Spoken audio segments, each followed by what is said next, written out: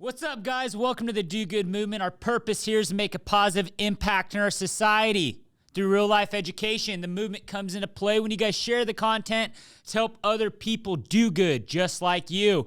So I was recently being interviewed, and I'm like, hey, this would be good to bring up on the show. People are like, hey, Dylan, where's your fire come from? Were you born with that? Were you always a fiery kind of guy? Were you always hungry, driven? And I was like, absolutely not. Here's the deal, guys, and here's the truth. My whole life, I've been the underdog. And what I mean by being the underdog is I was under-leveraged through everything that you see today. I was under-leveraged to get there. I had to really force myself there. And where did that come from? And it all came from hate. And when I say hate, I don't mean like I hate somebody or somebody hates me. That's from like hating where I was at the time. And let me give you an example. You know, going through school, grade school, I drove a $200 car. And then I was able to get a truck for about $5,000. But I had a shitty car, right? I wore shitty clothes. And I was able to look at other people that got to wear nice clothes or they had nice cars and they got more attention.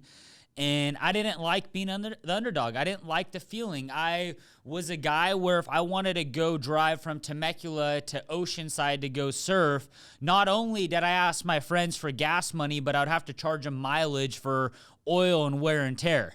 And then after surfing, I was scraping the quarters and the pennies and stuff out of my cup holder to go pay for fast food on the way home.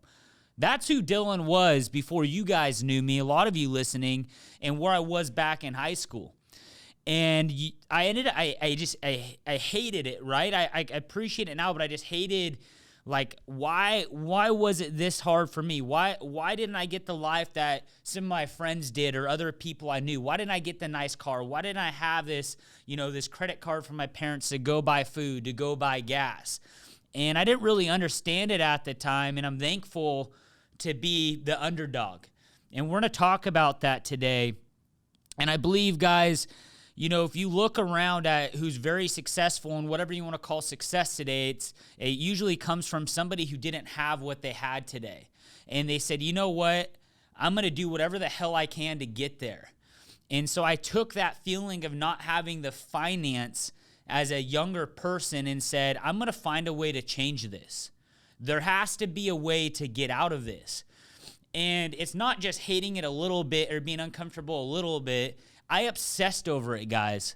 Like, I obsessed of wanting to go to a nice restaurant. I obsessed of wanting this cool house. You could go back through my Facebook and go look at old posts from 2012 and prior to that. You could kind of see who I was and where my mindset was, and hopefully you can attest that I've grown a lot from there, but I just hated it so much where I wasn't going to live like that anymore, and quitting on life wasn't an option for me.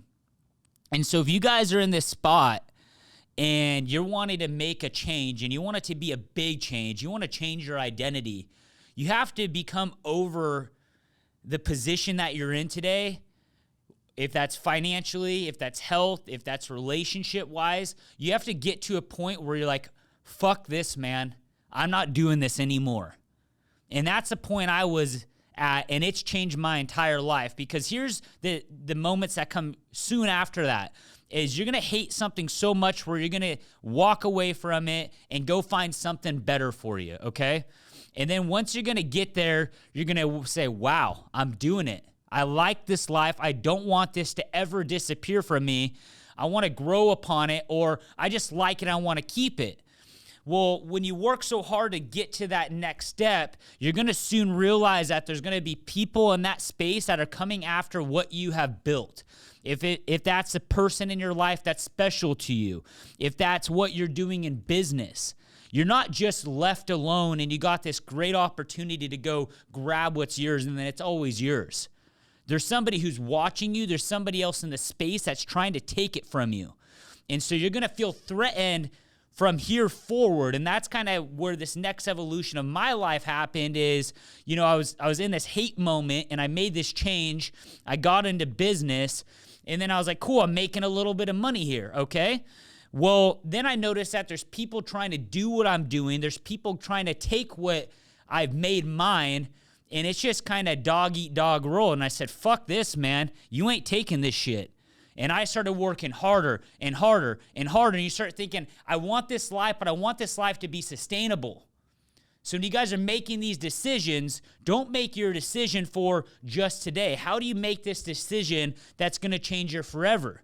And you guys listening that have kind of started from being the underdog, this is clicking with you as I'm talking. So you're going to build it where it's going to be sustainable, where somebody can't take it from you.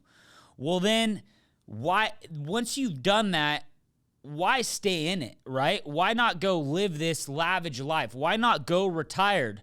Well, here's how life works, guys, is you always have to be prepared because you don't know what fight and you don't know what battle is going to come across your desk one day. And you will get to a point, if you guys are getting comfortable, which you should never let yourself get, you'll get to a point where you repeat and start all the way over again. And those underdogs you guys have who had to build yourself to where you are, I can guarantee you're never going to go let that happen because of the mindset you built along the way of never wanting to have to go back there from day one. I fear that shit every single day. That's why I work hard every single day, no matter the people I have, no matter the finances I have. I will never let myself get comfortable. It's a blessing and a curse at the same time. I'm learning how to be able to still grind it out with all these great things and still just stay on top of it and enjoy life. Because if you let yourself get comfortable as this world's evolving, as all these things are evolving, you're going to slowly fade away. And then that, as I was talking about, that battle's going to come up across your desk one day. It's going to face you, and you're not going to know how to respond. So you always want to stay prepared. You always want to be practicing. You always want to be fighting because that's how you stay sustainable where nobody's going to be able to overcome you. And that's in every part of life, guys. That's how do I do the best job I can? How do I continue to change my business? How do I push myself harder on this treadmill or on my run right now? How do I become a better dad? How do I become a better husband? When things start becoming flat, when you start becoming comfortable, that's when the predators are going to see that and they're going to come and attack. But if you're always on top, if you're always pushing, nobody's going to be able to eat that from you.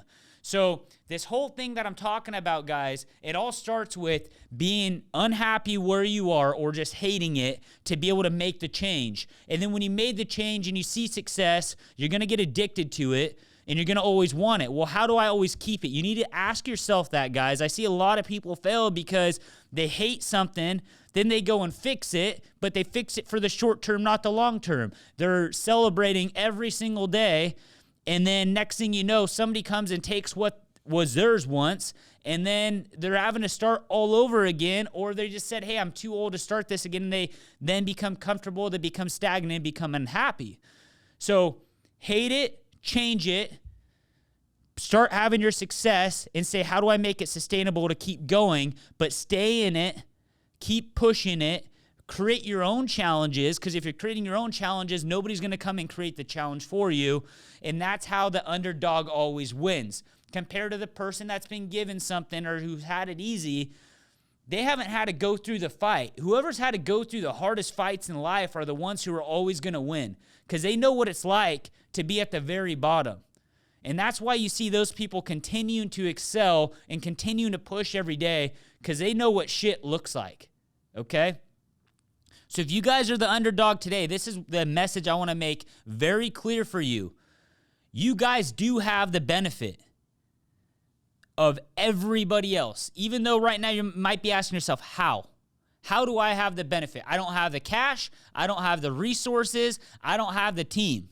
You have the benefit because you understand how hard it can be at the bottom. You guys are at ground zero. You guys are in the worst spot. And if you could get from ground zero to level 1, then if you got to level 1, you could get to level 2, and you could continue to build that. Versus a person who's starting at level 10, they don't know how to operate from 1 to 10.